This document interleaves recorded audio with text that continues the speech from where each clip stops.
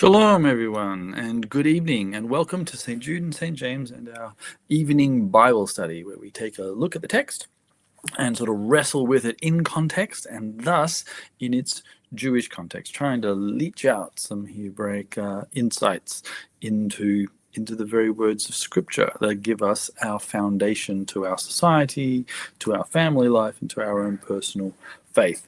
My name's Deacon Aaron. I'm the deacon of St. Jude and St. James, both in person, where we meet in Rowley Regis in the Black Country, and I think it's the Black Country, or it's a bit of Birmingham, and here online. So wherever you're joining in from, you're most welcome. It's also the Feast of the Epiphany. Today is Epiphany, and that's the celebration of the appearance or the revelation or the epiphany of Jesus to the Gentiles, to the nations, which was part of his prophetic calling, that he would be the Messiah, not just for Israel, but for everybody else. And then there's the prophetic call that you see in the prophets, that the Gentiles and the kings will come and they'll give glory and honor, worship gold and incense. And that's you see in Isaiah 60. And then played out in Matthew 2. And one of the things that we wrestled with on Sunday when we actually celebrated Epiphany in our churches was that the future of the Gentiles, the future of the nations, is wrapped up in the future and history of Israel. That annoys a lot of people, yes, but it is also scripturally and biblically true. And that's just one of the tensions that we embrace, that God, the God of the universe, chose the Jewish people to be a blessing to the nations. So Epiphany is January the 6th, while Epiphany in the Western calendar, in the Eastern calendar, happens to be Christmas Eve. So to all of our Orthodox friends, Merry Christmas. And if you're following the Julian older calendar, not all Orthodox do. For example, there are some situations where different Orthodox have actually moved to the Western calendar and celebrate Christmas on the 25th. Who might they be, I hear you ask? Well, Ukraine, for one. So you've got the Russian Orthodox celebrating Christmas today, Christmas Eve, and you've got the Ukrainians have celebrated it with the West on the 25th. Either way, Messiah came, and that's joy to the world. As is our tradition, we are going to read the psalm that's appointed for the day, and that is Psalm 72. And then we're going to have a short Bible study after that. Now, Psalm 72, verses 1 to 15, you might notice the little banner that pops up or is above us if you're watching on your iPod. iPhone, then it's white because that's actually the color of the festival. Okay, Epiphany is white, and the next Sunday, the first Sunday of Epiphany, is the celebration of the baptism of Jesus. And so next week's Sunday sermon is going to be interesting because we start asking the questions: what is baptism? Why do you have to get baptized? What's it all about? Where does it come from? Why does Jesus need to get baptized? And because he does in all the Gospels. So that's a interesting story. All right. So the psalm for the day is Psalm 72. It's called a Psalm of Solomon. Now, Solomon is attributed only 2 psalms in the Bible, although he wrote many more than that. How do we know that? Because it actually says in Chronicles that Solomon was wise. He wrote thousands of proverbs and psalms. But we only have 2 that are in our book of Psalms. There are others floating around that are attributed to him. And this one starts, it seems, it's a very messianic psalm, and actually quite poignant for today's celebration of the Epiphany. Solomon says, "Give the king your judgments, O God, and your righteousness to the king's son." So kings rule. Why? Because the Lord rules. God is the King of Kings and the Lord of Lords, and any human king or ruler or president or prime minister, whoever you've got, needs to acknowledge that there's one above them. You're not the ultimate power. And we can see that in our modern day, even just recently, kings can come and kings can go very quickly in the night. So this one is an appeal. Lord, if we have earthly government, can we please have one that has justice and righteousness? Those are attributes that we want for all of our societies. And Father Phil has often reminded us that without righteousness, no one can see God. And so we actually want a society to be righteous. And the best way to get one is to have leaders model it for us.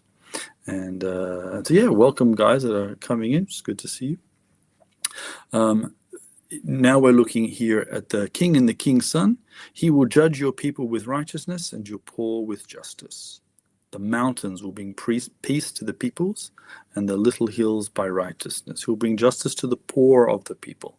He'll save the children of the needy, and will break in pieces the oppressor. This is a very messianic idea that the good king, the good shepherd would come. And one of the particular people groups that he's going to take care of is the poor, the lonely, those that are orphans, and those that are often neglected by society. Earthly government were often appointed by the enemy and allowed by God. Yes, it's also true. We have some very unjust leadership. And I guess this is probably one of the reasons why when we go into the New Testament, we have Paul often commanding us to pray for our leaders. And you think, well, why would I want to do that? These guys are morons. But actually, we really do want the kingship that's reflected here in the Psalms. And so I'll agree with Paul that we should pray for our leadership. We should pray for all of our leadership, particularly, in my opinion here, the leadership of our churches. We've got to have good leaders, yes, but we also need good leaders of churches to preach the truth. Oh my gosh, the people perish for lack of a vision.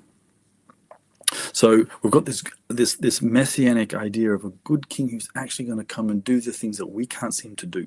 We often have allowed secular society to take the commandment to be generous and to bless the poor and give it to the state, right? And say the state will take care of everybody, right? We'll take all your money and we'll give it all to the poor and everybody will be happy. And we end up not. Rather, let us be inspired by the commandments of the Lord, that to our families, to say, hey, you be generous. God has been generous to us, so let's be generous back, because we're made in his image and we should act like him. We should act like Jesus, and as Paul says in to the Corinthians, imitate me, because I'm imitating the Messiah. Although you haven't seen Jesus and I'm trying to teach you about Jesus, you don't really know what he looks like yet. You want to imitate him, but you can't yet because you haven't got 100% knowledge of him. Imitate me. I've met him. And so because Jesus is imitating the Father.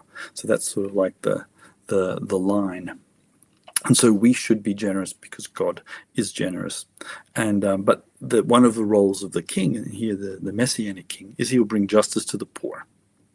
And he will save the children of the needy, which is going to be excellent. And in verse 8, he will have dominion from sea to sea. I mean, there's his kingship covers the earth, and from the river to the ends of the earth. It's a great little piece of poetry. Those who dwell in the wilderness will bow down before him. Who dwells in the wilderness, I hear you ask?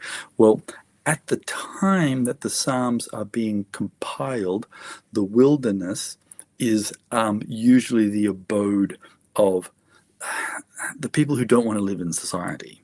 So they don't live in the urban areas and they don't live in the rural areas. They're not farmers or nomads or things like that. They're usually the bandits, the people who are running away. Like when King David ran from King Saul, or he wasn't a king yet, but when David ran from King Saul, he ran to the wilderness, and Saul gave chase, but didn't actually catch him. Here, those people who have run away from society, will come and bow down. They'll be accepted back in. So there's a bit of reconciliation, but they're also the bad guys, and his enemies will lick the dust. So there's this idea that at the end of the redemption, it says all knees will bow and all tongues will confess. That's the good guys and the bad guys. So everybody will acknowledge that Jesus is Lord. Best to probably do it now. The kings of Tarshish and the isles will bring presents. The kings of Sheba and Seba will offer their gifts. Yea, all the kings will bow down before him, and all nations will serve him. And nations, the word here, it means Gentiles, goyim. So you can see that the future, now remember when we're writing this, okay, this is First Temple, this is Israelite kingdom, and usually the Gentiles, the nations that are around them, tend to be enemies. You get kind of, fighting them. We're going to have invasions of Assyria and Babylon. It's all kind of horrible. But the prophetic future that is being declared to the Gentiles is actually, it's wrapped up in the nation of Israel and in Israel's Messiah, the Redeemer.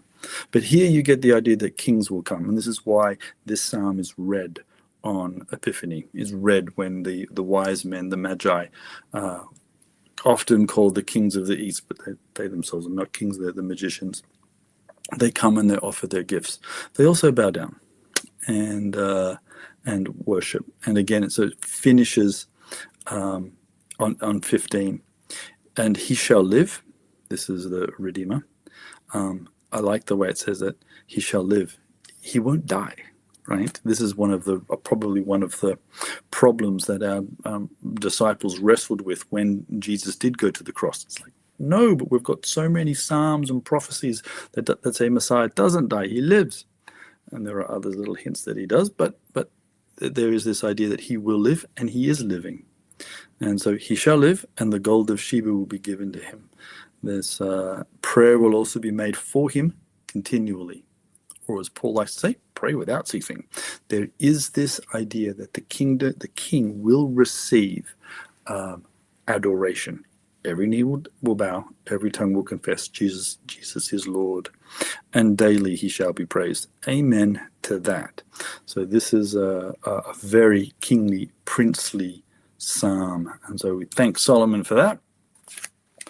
And so what I thought we might do, because in the last couple of Bible studies, I was really kind of reflecting on, the readings that were coming up for Sunday, and that helped. It helped me prepare sermons. It helped our community wrestle with the text a little bit more and deeper than you sometimes get from a 20-minute sermon. But for today, here we start Epiphany. Here we start this new season. We're 2026. And as we sit down and look at the year to come, some people, we've come through Christmas and we approach the year with a sense of hope. Whoa, 2026, a sense of awe. What wonderful things are ahead of us. But there will be some of us who do not approach the year with such zest. Some of us will approach the year with a little bit more trepidation. Maybe because we're a little older and wiser, so to speak. We're looking at the world and going, wow, the economies don't look so good in the world. And nations seem to be teetering on the brink of a falling and changing government, or have had their governments removed, or economies seem to be teetering, and we're not 100% sure what's going to happen with all of this. So there can be a little bit of fear and trepidation. And what is the point of everything that we've done in 2025 if 2026 is going to be a bit of a mess? And so I thought, why don't we wrestle with the scriptures that also handle some of these thoughts, that wrestle with, is there meaning? Like, what is happening in the world, and how should we behave? How should we approach? What should be our actions and our response? Should we just sit under a tree and give up? Should we crawl under a rock and surrender, or should we advance the kingdom of heaven? And if so, how? So I thought we would look and wrestle with Ecclesiastes. Not normally the book that most of us leap to. In fact, this book in the Jewish world is read at the festival of Sukkot. So I know that last year when Sukkot came about, we actually wrestled a little bit with some of the themes that were in Ecclesiastes, particularly I think was it chapter 8 and 9. But so let's have a little look at Ecclesiastes. Now, I'm not 100% sure how far we'll get through the text, but we can certainly wrestle with some of the themes that are there and see as we also then ponder the new year.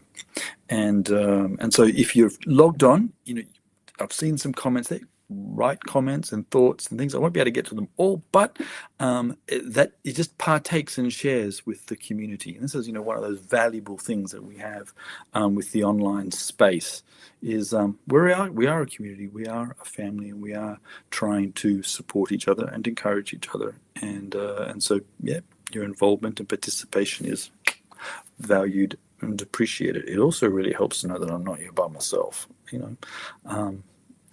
Sometimes you sit down and you look at your computer and you go, I wonder who else is actually here. Now, I know the Lord is here, which is a good thing, and that would be enough, should it not? But it's also nice to know that there's a wider group of brothers and sisters as well. So, Ecclesiastes. Now, this is called Kohelet in Hebrew. And I'll explain a little bit why in a bit later. This is one of 3 books that almost didn't make it into the canon. What is the canon? I hear you ask. The canon is sort of like I'm not your boys up. Okay, great guys. Okay, and whoever's cooking dinner, I hope it's delicious. The canon is the sort of benchmark for trying to figure out which books are in and which books are out of the scriptures. Which scriptures should we read that are valuable for us, and which ones we go, I'm not 100% sure we should actually touch that one. And we live 2,000 years or 2,026 years after Mashiach and after Messiah, and you go, we've already got a canon. I can pick up any one of my Bibles. There's the list. It's brilliant.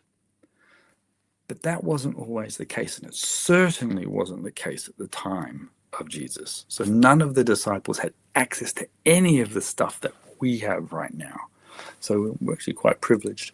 So as time is advancing post ascension, as the church is expanding, the Jewish people are wrestling also with the scriptures, trying to figure out which books are in, which books are out. So the Jewish people have got obviously just the Hebrew canon, and the Gentiles, the Christians, are running around with way more books, trying to figure out which ones are in. They're having discussions even with each other. For the Jewish world, hundreds of years go past, right? When the canon that we know today doesn't just appear in the 1st century; it's 4th century, right? It's the Council of Nicaea, and so the scriptures actually were large and smaller as you go through church history. It's a fascinating topic.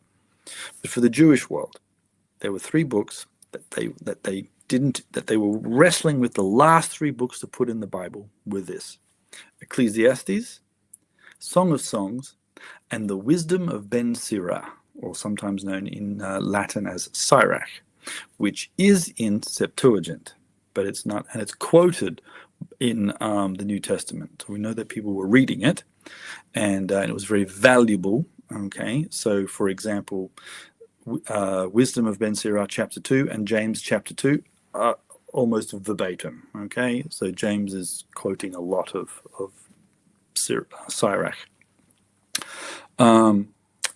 The eventually Wisdom of Ben Sirach was rejected, and so it didn't go into the Bible at all, except for the Greek version, and so it was preserved there. And Song of Songs, they said, oh no, we have to have Shir Shirim, we have to have Song of Songs in the Bible, and everybody went, why? Because it's literally an erotic love poem. But the sages said, no, this is a love story between God and man, and how much he loves us. He loves his people, and so you have to have it in. And so Song of Songs was included, but it is always read allegorically. No one sort of reads Song of Songs and goes, okay, just take it literally. We always read it as an allegorical story between God and man. If not, we will be struck with the same question that the Jewish sages had: is what is an erotic love poem doing in my Bible? Okay, because when Shulamit gets her hands on King Solomon, all kinds of crazy stuff is happening. And so it's actually a book that's the sages will say you really probably shouldn't read this until you're about 30. The first book that Jewish people read, by the way, is Leviticus, and they read it as young as possible because Leviticus is a book on purity, and you want to be as pure as possible, not as corrupted by the world. So they always let that one be read by children, and not a bad idea, actually. Great book. But Kohelet, they wrestled with that one. Why? Because it seems to be antithetical to the rest of Scripture. You've got this supposedly incredibly wise person whose conclusion is everything is futile. It's just all futility. Life's a mess. And you go, oh my gosh, yeah, why would we want to put that rubbish in the text? But they do.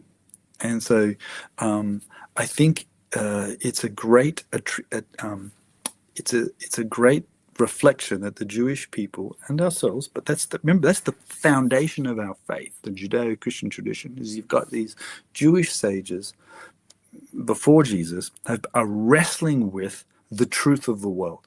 I know in my brain what should be the biblical pattern. Love God, God will bless you, and everybody will be okay. But then we look at the world and we go, even people who love God are not okay.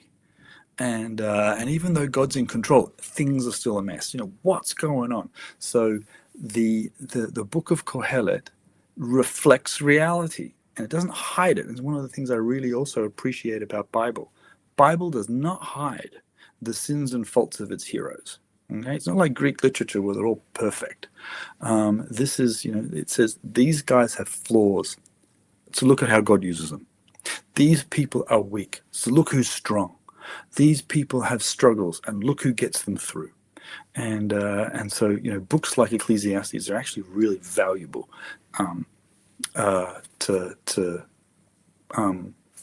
especially to look into the new year. So I hope that's okay with you guys. And so if not, just tell me in the chat. No, actually, we really want to study Galatians or something. But so the another thing about Ecclesiastes is that it's going to end with of some very famous lines, and you know them already. Fear God, keep His commandments. I've thought about everything, and after 12 chapters, this is what I come to. But it's going to start asking all kinds of questions, and we can find ourselves in those questions and perhaps see. Let's see a little bit of the wisdom of heaven as it actually looks at the world and acknowledges that not all things are well, even though we know the end of the story. They eventually get that way, but we got to get through what appears to be the apocalypse first. All right, so and also Kohelet, even though it's a Jewish text, it speaks to the world. It's not just saying this is only things Jews do. Okay, it's actually a universal text, and what you find in the Psalms and what you find in wisdom literature. What's wisdom literature, I hear you ask? That's a genre. Like a gospel's a genre, sacred history is a genre, things like that. Epistles are genres. You sort of read them in different ways. But wisdom literature is things like Proverbs, Song of Songs, Job, Ecclesiastes, Wisdom of Ben Sirah. There's these other texts that are called wisdom literature, and they try and make sense of the world, but they also are universal in application. What do I mean by that?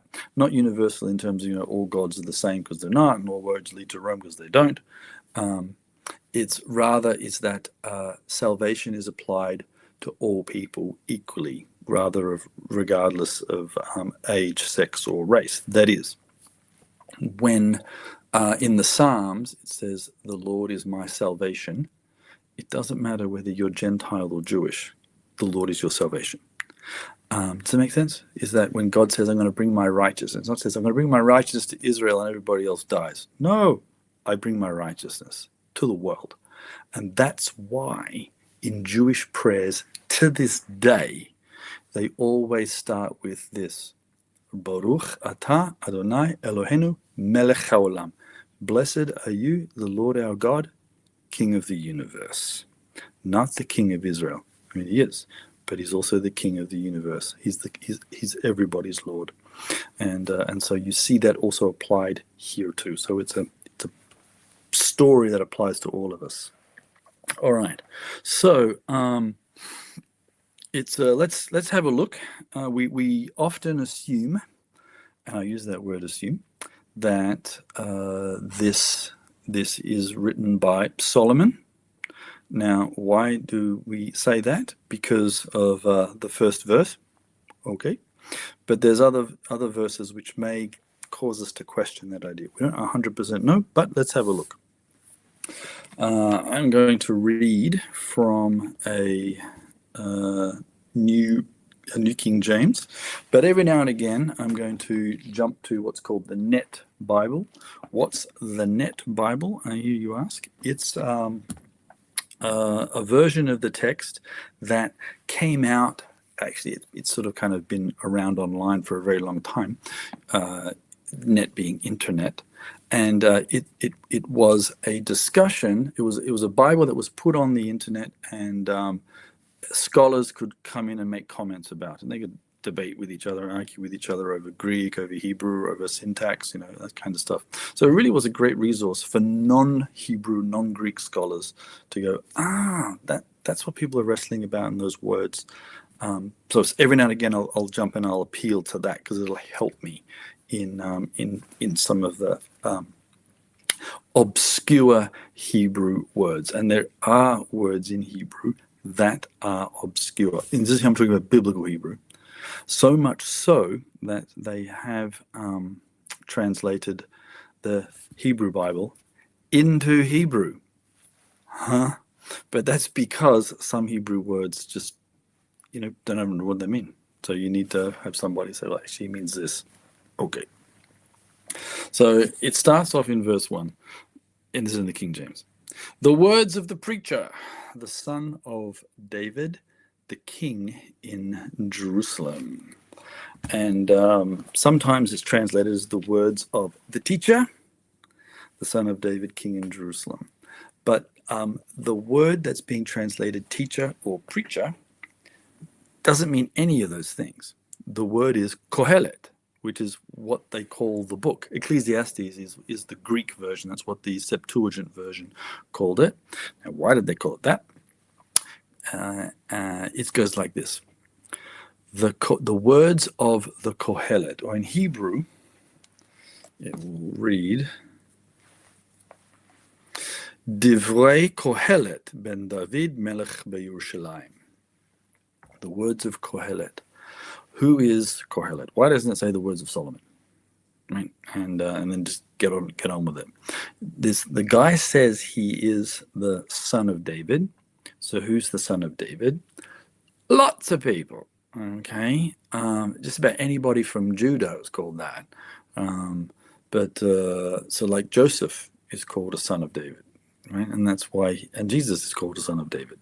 And so yes, Solomon is a son of David, but David had lots of kids.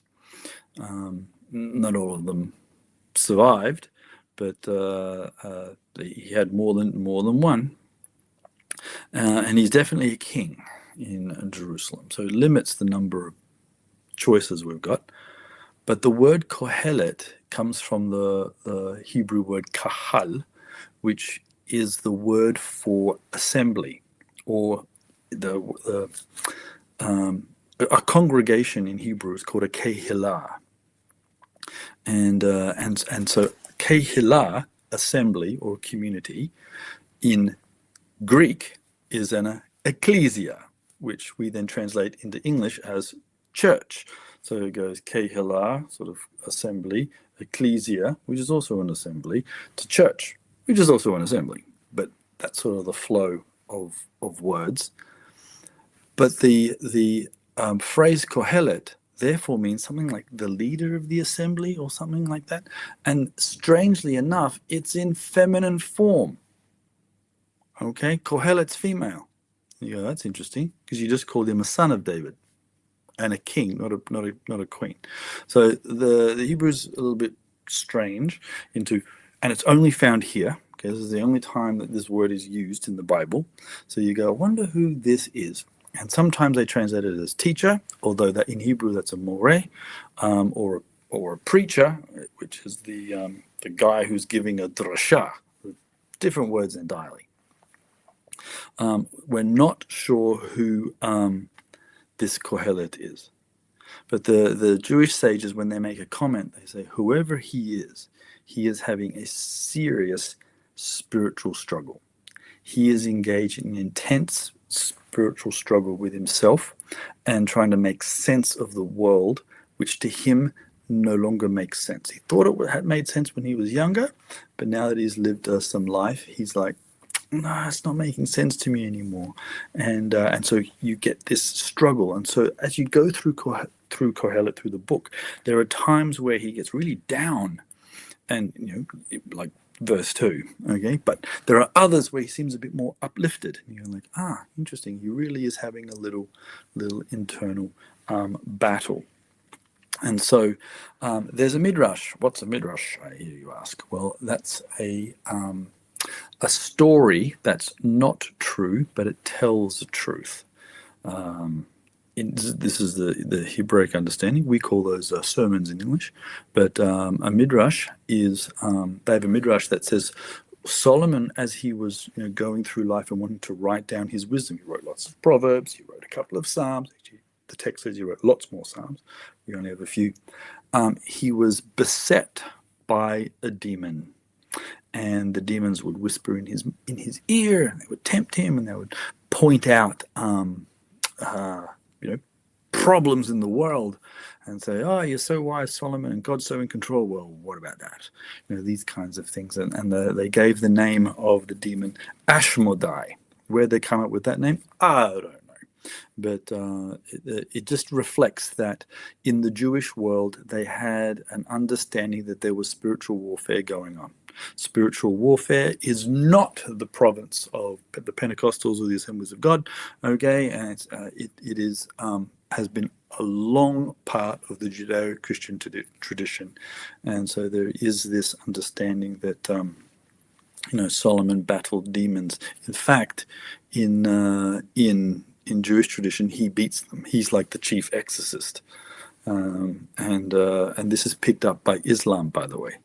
Islam has also heard of this tradition that Solomon beats demons, and if you happen to go to Jerusalem and you happen to go to the Temple Mountain, or in Arabic, the Haram al-Sharif, the noble sanctuary, and you're walking around the Dome of the Rock, you will come to it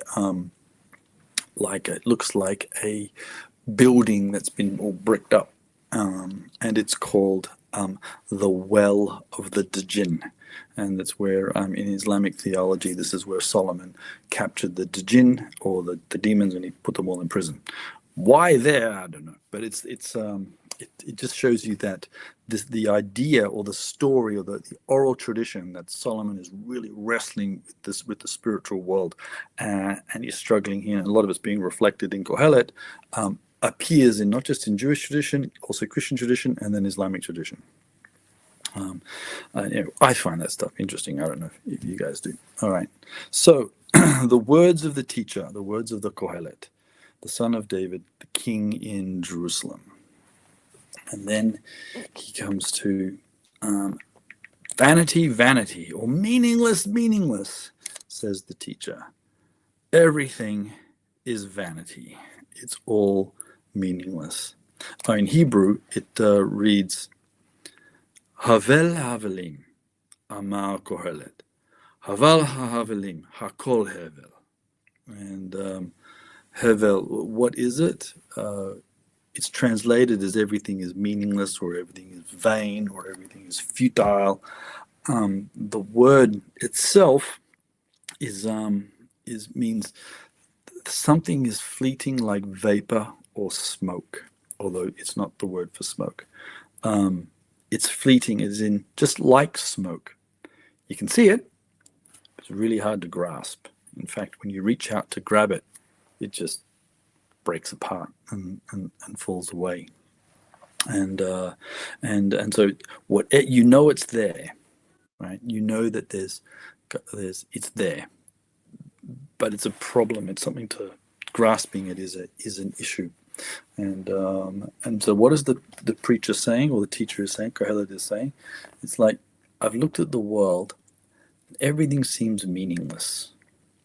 Now, isn't that an interesting thing to say? You can see why people said, oh, I don't want to read this book, or I wouldn't want to read this book, or it shouldn't be in the Bible. What is meaningless? Is everything meaningless? Does everything have no meaning? Why would that be true?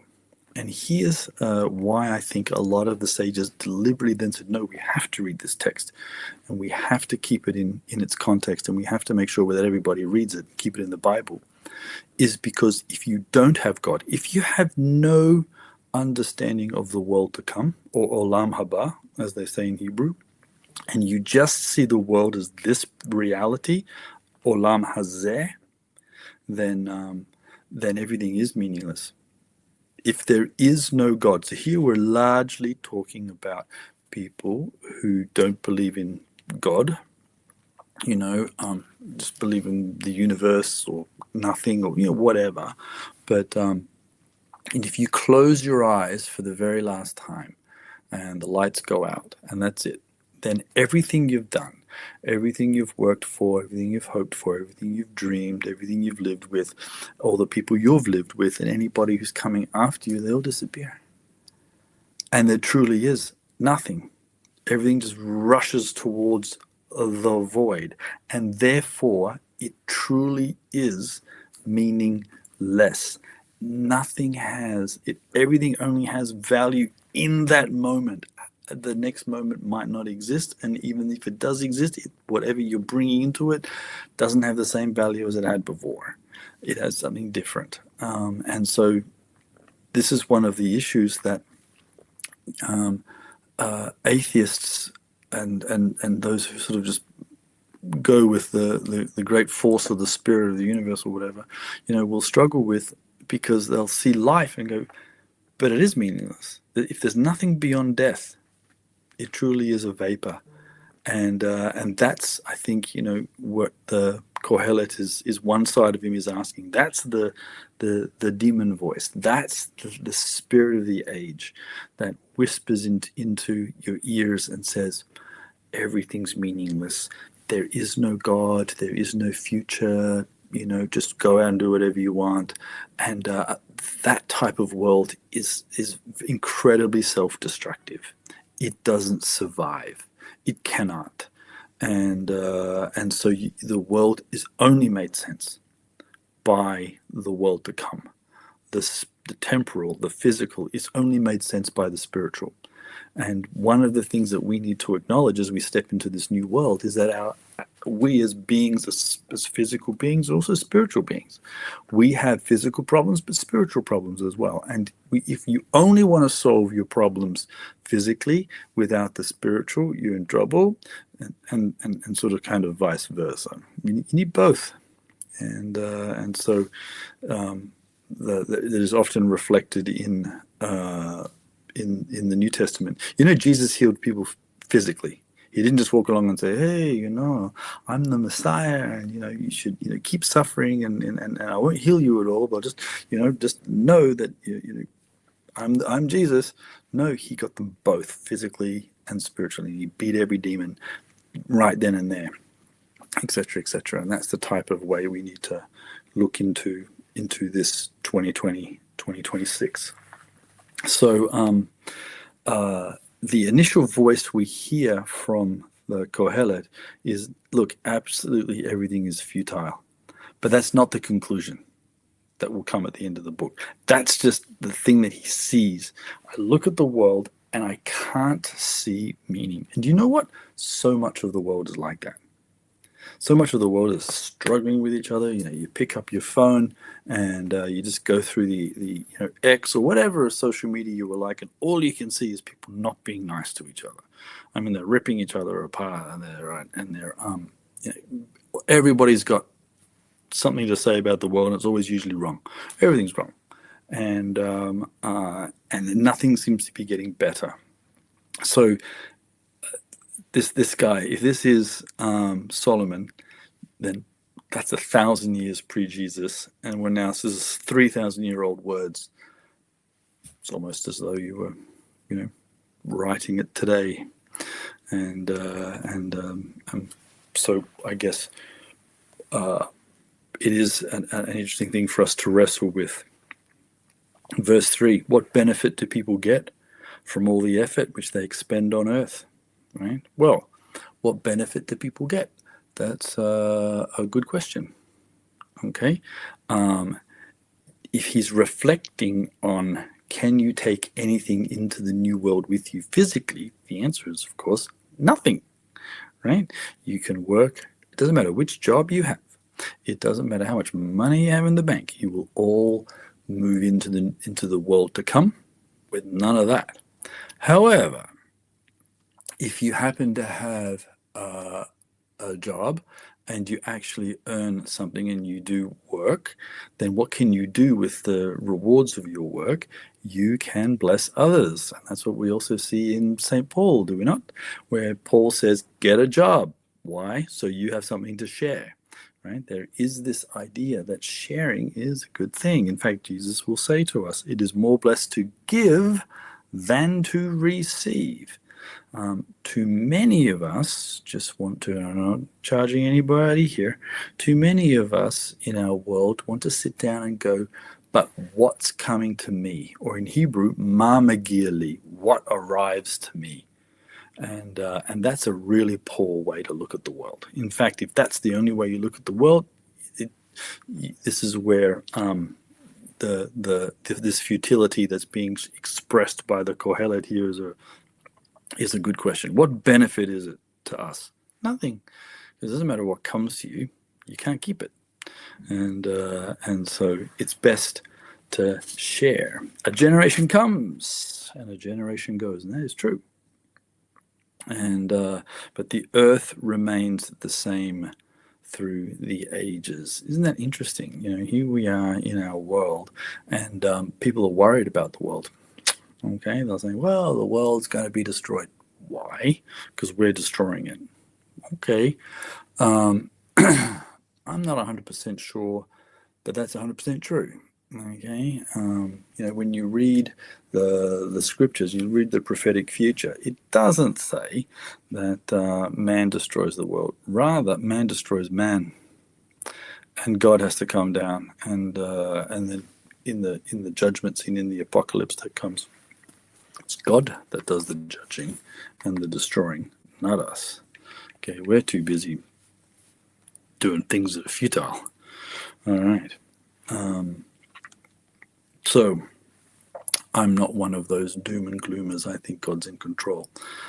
You can disagree with me if you like, but I'm gonna rest with this. One generation passes away, another comes. That happens, but the earth remains. Okay, the earth remains. In fact, it says this in Hebrew: Dor holech v'dor ba. Okay, a generation walks, moves, generation comes. V'haaretz le'olam omedet. And the earth just keeps standing forever. Just keeps standing, still there. The sun rises, the sun goes down, and then hastens back to the place. So the Kohelet is sort of sitting back and he's looking at the world, and he goes, you know what? This is what I see. I see sunrises and sunsets. Beautiful. They happen every day. Nothing seems to change. Okay. The wind goes towards the south, turns around and goes to the north. The wind whirls about continually, comes back in on its circuit. You've got this cycle going. All the rivers run into the sea, and yet the sea is not full. Always a good one, isn't it? It's like, the hydrological cycle, what an amazing thing, right? Rivers go into the sea, sea never seems to fill up, and they return again. All things are full of labor. Man cannot express it. The eye is not satisfied with seeing, nor the ear filled with hearing. And that is actually an interesting statement by the Kohelet. So he's discussed what he sees in terms of like the physical realm, and he sees that there seems to be this pattern: day, night, wind, seas, hydrological cycle. People come, people go. They don't seem to have a lasting effect, and they're not satisfied. Like nothing's, what's that song? I can't get no satisfaction. If there is any, it's incredibly fleeting, and that's one of the futility, meaninglessnesses of life. You have a really good dinner, and you go, "Oh, it was a wonderful dinner. I'm full, and my taste buds are exploding with sensations. It's great," but you'll be hungry the next day. So you got to do it again. Or you watch a movie. That was a great movie. You really enjoyed the couple of hours I spent, with my girlfriend or my wife or my kids, whatever. Great family time. Or you just by yourself. I had a good time. But then you might want to watch another movie tomorrow. Okay? There's this. Is one movie enough? No. Is one meal enough? No. Nothing seems to satisfy. There seems to be an insatiability within the human race, and I think that's one of the things that he was also struggling with. It's like, what is there that we actually can achieve peace with, where people say, you know what, I'm actually happy with what I have, and if I don't have, I'm okay with that. It's something that we all probably struggle with. So it's a good thing to leap into the new year. Where are we at? When our eyes are not satisfied with seeing, you can't see enough, and the ears are never filled with hearing. We can never hear enough, we can never taste enough, we never experience enough. Verse 9 is probably one that a lot of people will remember, definitely at the end of the verse. That which has been is what will be, that which is done is what will be done, and there is nothing new under the sun. Ein kol chadash tachat hashemesh. There's nothing new under the sun. So here's the question: is that true? I mean, on one level, you might say, sure. Every sin that we've done is just an old sin. Every joy that we've had is a joy that somebody else has experienced. Are you sure? Remember, whoever this is, the Kohelet, whether he's Solomon or not, and they're reflecting on the world, there's nothing new under the sun. So on one hand, yeah, when you have a child, or just ourselves, we were all children, we had to learn to walk. We all did. Doesn't matter who you are, male, female, or young, old, rich, poor, black, white. Okay, we all had to go through exactly the same learning experience to walk. And we stood up and we fell down and we did a little walking. And our parents, when they were watching us do that, were filled with joy. Wow, getting to walk. Come on, come to Papa, come to Mama. And you had all those beautiful moments. And at that moment, it was pure joy. And it was new. Happened to lots of other people since time immemorial. So therefore, technically, it wasn't new. But boy, it was new to you. And for all of us, when we were getting out and experiencing and tasting things and learning things new. So on one hand, while there's nothing new under the sun, okay. But that's also not true, because, there's nothing new under the sun, except that the sages note in their comments, except when you study the Bible, you always find something new. There's no time when you will ever have read this book and then you'll sit down and you say, you know what, I get it. I got everything. And so I'm just going to fold it up and put it on the shelf and get on to something else like Harry Potter. Okay?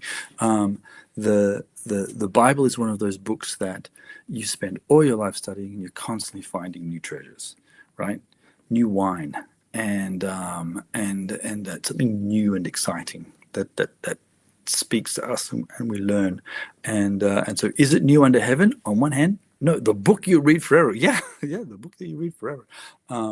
The so so on one hand, no, it's already since time immemorial has been there. In fact, in Jewish tradition, they'll say that the Torah was even written before the creation of the world. Right? God knew exactly what He was going to have in His Bible. But for us, we experience something new. And you know what? Our kids do. Our kids will read the same book that we're reading and find something new and exciting in it, and it'll be fresh and beautiful and be very helpful to them. And so, on one level, yes, Kohelet, yes, Mr. Solomon, there's nothing new under the sun, but that doesn't mean that there isn't anything new to be explored or learnt, and so new experiences that we can have. And so, going into 2026. There might be something new and exciting for us. That's a nice little thought to have for the future. What's going to be new for you and me this year? Obviously, it's going to be different for all of us. We experience time in a very limited linear way. Absolutely, we do. And it's great to learn or to sit down and acknowledge that there are those beings like God, okay, who exists in a different time and space. He enters ours and interacts with us, but he also can see past, present, and future. And we sometimes can't experience it that way. One day, though, it'll be different. Praise the Lord. Okay, so the Kohelet is wrestling with this tension of reality versus the ideal. Where but there's nothing new under the sun. Is there anything that can be said this is new? Well, we just answered that. I mean, on some cases, yes, because of our way that we grasp reality in the world. It has already been in ancient times before us. So here he's, sort of looking at the more temporal meaninglessness of life. This is the bit of the person who doesn't acknowledge God or doesn't acknowledge the world to come and just sort of sits in his own little piece of time and says, I've had a good dinner, and Solomon will go, yeah, but so have millions of other people before you. So that's nothing you do. These kinds of ideas. There is no remembrance of former things. Well, yeah, memory is a funny thing, isn't it? Okay, we often, in our way of thinking, we think of memory as what's in your brain that you can recall. Which, okay, that goes away. It fills up, and then it you can't retain everything, and we get forgetful, as you know, and there's various diseases that we end up encountering, and more so as we seem to get older and depending on the medications, right, the foods we eat, blah blah blah, we get into some sort of very forgetful. But in the Jewish world, in the scriptural world, in the Hebraic world, memory is not linked to that cognitive sense. Memory is preserved by doing. What does Jesus say at the Last Supper? Do this to remember me.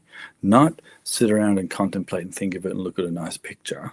Okay, or close your eyes and go, oh yes, Jesus at the Last Supper. What an amazing thing that was. Okay, you physically do it. And in the Bible, there's many passages, especially in the Torah, the first 5 books of the Bible, that God remembers. Right? Genesis chapter 8, the first time it says, and God remembered Noah. That's not that God forgot Noah. That's not possible.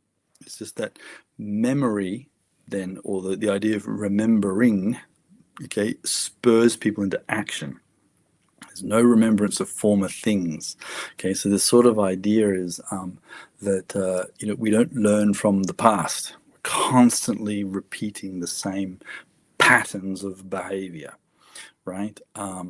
We lurch from one war to another because we just haven't quite figured out how nations are supposed to relate to each other. Nor there'll be any remembrance of things that are to come. This sort of the idea of doing isn't going to help, says our dear brother Kohelet, by those who will come after. However, that's the sort of scenario that he preaches, or he begins to contemplate. He starts off in a pretty negative way. It's not how he ends the book, though. And depending on how you feel right now, when you're going into 2026, are we feeling like him, going, oh my gosh, I really don't want 2026. I don't want any of it. It's just too big for me. Okay, that might be a real feeling for some of us. But here, the story, or not the moral, the story, the idea is to say, this is what actually does give you meaning, is the acknowledgement that there is a world to come, that there is a King of Kings, that God has seen everything in the past, present, and future, etc. So we're going to wrestle with those texts. Verse 12. This is the one where you need to think, I wonder who actually is writing this stuff. Okay, now I know sometimes I've said it's Solomon, and that is the traditional view. Okay, but verse 12 says, I, the Kohelet, the preacher, was king over Israel in Jerusalem. And that's actually what it says in Hebrew. It says, Ani Kohelet, I'm Kohelet, I'm the person who's writing this thing, I'm the leader of the assembly. Haiti Melech al Israel Yerushalayim. I was the king over Israel in Jerusalem. And so you go, when was Solomon not a king? Like, we know he became king when he was 12, and we know what he was supposed to do when he was 12. Like, the idea of kingship is a scriptural biblical thing. We often say, most of us live in democracies. And most of us will probably say that we like democracy. We might not know why we like democracy, because we might think that we all have the because we vote, that seems to be very empowering, except that we often have an election, make a vote, and complain who won. There you go. But the Bible doesn't advocate a democracy. That's a Greek invention. The Deuteronomy 17 says, choose a king. So kingship is a very old biblical tradition. But what is the king supposed to do? He's not supposed to be all powerful. He's supposed to be limited, right? He's supposed to be a limited government. And so he's not to have a big army, not to have lots of wives, not to have lots of gold. Solomon messed all that up. But here's what he's supposed to do. In Deuteronomy 17, when the king ascends the throne, he's supposed to write out a copy of the Bible. That's what he's supposed to do. The king gets one command, just one. And it's that this is what you'll do. There are three, these are the things you won't do, but there are one thing that you will do. And you will write your own personal copy of the Bible. That is, on your coronation day, you will sit down with an ink and quill, and the priest will stand behind you, and you'll start writing, in the beginning, God made the heavens and the earth. And the priest will go, yep, you see, you didn't. Right? So to get that through your thick head. And you're okay, I got that through my head. And keep going on into verse 2. Write your own copy. Solomon should know better. Right? He should have written his own copy of the Bible. You've got to remember that he knew God as a young boy. He prayed to the Lord when he got a dream, where God says, what do you want? He said, I want wisdom. And God says, wow, good kid. Paraphrase version. You get that. You get wisdom. You get all the other things, long life, defeat over your enemies, all that kind of stuff. Okay. Okay. Daryl's there going, I maintain that God view never wanted a king of Israel. Okay, well, you wrestle with Deuteronomy 17. The Solomon should know that he has this that there is a God, and if there is a God and there is a world to come, then things should have meaning. And so, somewhere along the line, the wisdom of our King seems to have forgotten the foundation. That's a good lesson. And that, you can see that in our own world too, can't we? We can see civilizations that started, came to be Christian civilizations. Gospel came to nations. Nations began to reflect morality and ethics and things like that. But then abandoned the Lord, got rich, and went wayward, and so you're forgetting the past. And here, Solomon says, people forget the past, and then they keep, the cycle continues. So who exactly is the king in verse 12? I was a king in Jerusalem. Well, I don't know of many kings in the Bible who were kings for a while and then they weren't. Maybe you're reflecting a king that's actually from exile. Now, I'm not saying that that's true, but it could be that this is actually an exilic text. That is, it's from, it's written perhaps during the after the Assyrian invasion. Okay. I have one said, but there is a tension between Samuel and Saul, although even though God says, or Samuel is talking to the Lord, and God says, hey, I should have been king. Even if David is a king, God is still king. It's not that God says, hey, David's a man after mine own heart, but I don't really like him because he's a king. Rather, it's the Deuteronomy 17 is when you get into the land, appoint yourself a king. They don't do it, and that's why you get the trouble in Judges. So it's a nice tension that the text gives us. So verse 12 of Ecclesiastes isn't clear as to who is the Kohelet, other than that's his name. But for want of a better choice of who this might be, let's just say it's Solomon for now and go with tradition. But it might not be. Okay, so verse 13, I set my heart to seek and search out by wisdom concerning all that is done under heaven. This burdensome task God has given to the sons of men, by which they may be exercised. Okay, so he sets his heart to do what? To go out and basically do whatever he wants. Okay, and is that the right thing that he should have done? Okay, nope. All right, I'll just get my notes here on verse 13. So he's reflecting on all the things that he has done, okay, except that, he's done evil. I set my heart to seek and search out wisdom, all that is done, the good and the bad.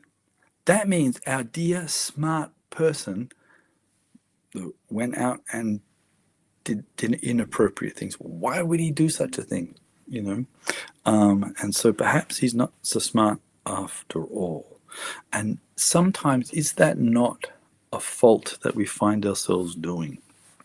That we sometimes think that in our wisdom, we've actually become foolish. We sometimes self-justify the things that we do. I'm guilty of it. We're all guilty of it. Okay, and here the Kohelet is just as guilty of it, and he admits it. Verse 13, I've set out in my heart to go and do it all. And you're like, I don't think that was a good idea. Because this is not sort of the advice you would give any of your kids, I don't think. Go out and, do everything. No, don't do everything. Have some sense of self-control. In fact, what is one of the fruits of the Spirit? One of the fruits of the Spirit is self-control. So sometimes when I encounter Christians and they say, I'm full of the Spirit and I'm out of control. No. Okay. If you're out of control, that's not good. One of the fruits of the Spirit is self-control. Please, Mr. Solomon or Kohelet, get yourself some self-control. He'll reflect on this later at the end of the book. I have seen all the works that are done under the sun, and indeed, it's all futile, grasping for the wind. Why? Because what's crooked can't be made straight. What is lacking can't be numbered. Okay, you can't fix everything, which is true. Okay, but does that mean you shouldn't try? Right? And here you've got so many stories to to give encouragement for people to say, look, the task ahead seems so overwhelming. The darkness in front of me seems so deep and black, and I can't see what my little light going to do. But it does have meaning, and this is where you need to have that otherworldly view of the spiritual and the physical together. You know the story of the man walking on the beach, and every now and again he picks up a starfish and he throws it into the sea. There's lots of starfish have been washed up on the shore, and they're all drying out in the sun. And he picks one up and he throws it off into the sea. And as he goes forward, he picks another one up and throws it off into the sea. And then someone comes up after him, whether it's his friend or companion, and says, "Why do you bother? I mean, there's thousands of starfish on the sea. Can't save them all. And, what does it matter?" And as he bends down and picks up one, he goes, "It matters to this one," and throws it into the sea. And yeah, you're absolutely right. What's crooked can't be made straight, but you can make your little bit of the world better.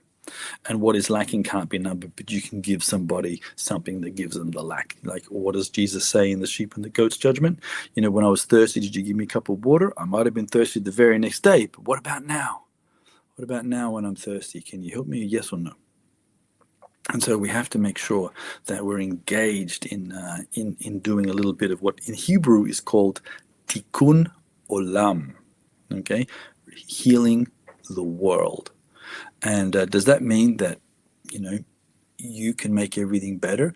No, but you do your bit. Like, for example, Jesus doesn't say, I'm the resurrection, I'm the life, so you just all sit around and wait for me to come back. No, you go and you share, and you go and you expand the kingdom. But the world is going to go really bad and it's all going to go terrible. Okay, but Jesus did not say wait for that. He said, you go and bring the light to the people that live in darkness right now, and you will make their life better right now. And it might not be all of the universe, but it'll be your little bit. And so what is crooked? Can it be made straight? Okay, on a massive scale, yes, but on a small scale, no. And that's again why there's nothing new under the sun, except that there is. And I communed with my heart, saying, look, I've attained greatness. I've gained more wisdom than all who were before me in Jerusalem. My heart has understood great wisdom. And so, again, looks a bit more swinging back to the pendulum. Could be Solomon. I set my heart to know wisdom and to know madness and folly. Why would you do such a thing? That seems to be the antithesis of wisdom. And let's also understand something. Solomon might have been the smartest person on the planet, but he certainly didn't share that wisdom with his kids.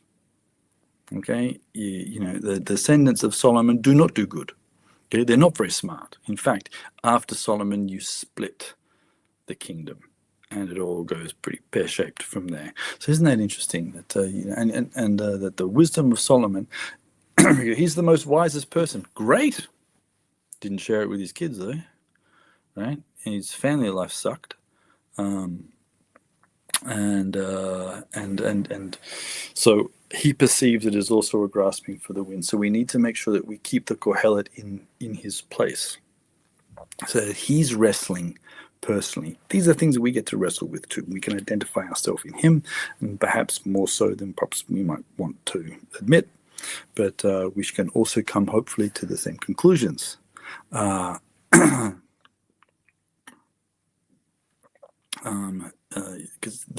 they come to the same conclusions we will see at the end of the text, where the wise man says, okay, I've looked at everything. Fear God, keep his commandments, and in the way that the world will be in a much, you will have a sense of seeing reality in actually the way that it is. And so, all right, we will at our time leave it there. That's a rough reflection of some of the first chapter's issues. So as you and I are stepping into this new world, or the new year, it's the old world, but the new year, some of us with a sense of joy and hope, some of us with a sense of trepidation, then we are challenged by the secularism of the day, which challenges us, that says that things don't have a meaning, there's just no sense to life, and it's all kind of hopeless. And we step in and we say, actually, no. I know people who have wrestled with this in the text, in the Bible, in the scriptures, and their conclusion is actually that's not true. There is hope to bring. There is light that we can give in dark places. There is meaning in this world. Every action does have an element of healing and does bring a little bit of joy and healing to the world and those around it. You do give water to the thirsty and clothing to the naked, and you do heal the sick and visit those that are in prison, and that will be making your little bit of the world better. So let's wrestle with the same things that Kohelet does.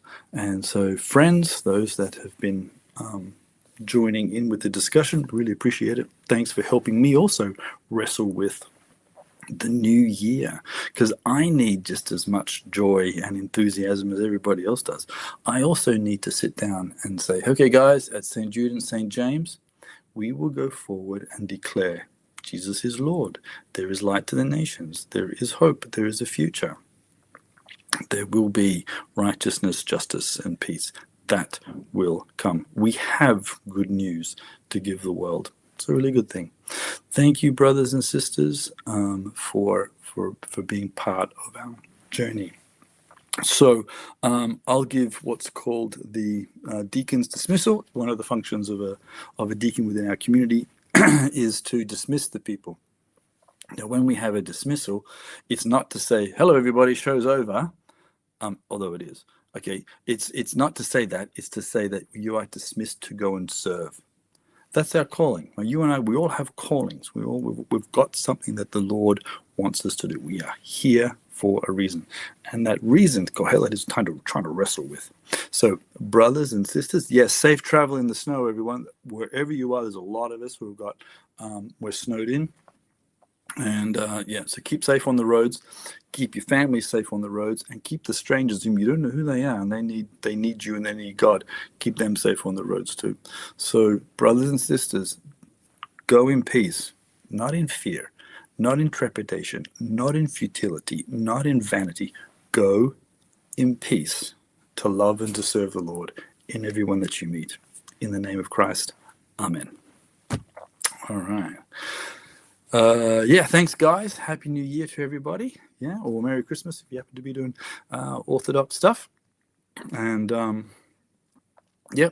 Father Phil is indeed resting, and so we continue to pray for him. He is still out part of our community. He is our shepherd, and under the Great Shepherd, of course.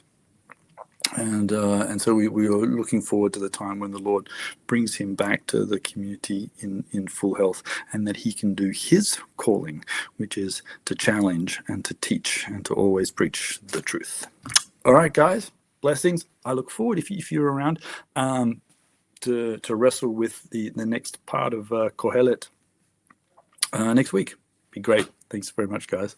See ya. Bye for now. Hey, Canon Phil here. Thanks for being with us. If you appreciate the input from St. Jude and St. James, if you appreciate me continuing to speak out, could I ask you, would you support Deacon Aaron and myself as we attempt to procure this church building and pop over to democracy3.org/Save a Church. That's democracy3.org/Save a Church. and invest a couple of cups of coffee in us and put 10 quid into the fund. Every blessing, and we'll see you next time. Bye for now.